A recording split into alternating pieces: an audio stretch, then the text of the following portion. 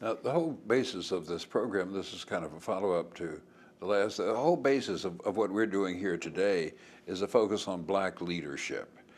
Is there danger of divisiveness when you think about leadership in this racial way?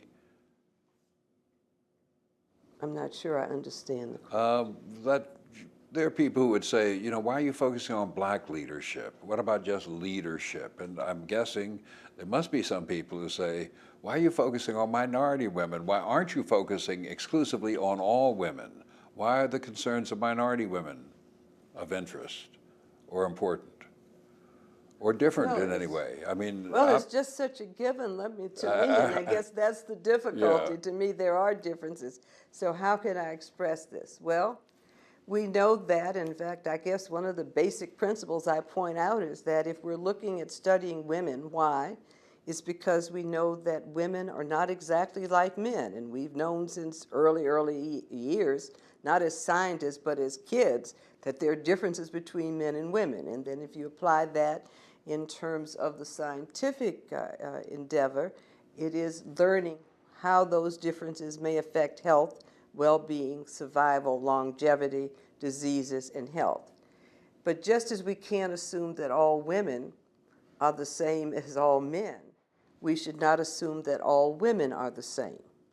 And therefore, it's important, regardless of one's perspective or one's heritage, in a scientific endeavor, to learn what are those differences among different populations and why do they exist. And to me, that's the fundamental concept for research to be as important as I think it is in overcoming health disparities. Are there biological differences, or are there societal factors that contribute to the higher mortality for breast cancer for black women than for white women? Does it have something to do with the tumors we develop, or does it have something to do with society and our lack of access to health care, or how we're treated in the healthcare system? So it's all intertwined, some of it biological, some of it and some of it societal. I don't think you can really always separate those factors, and they are of importance.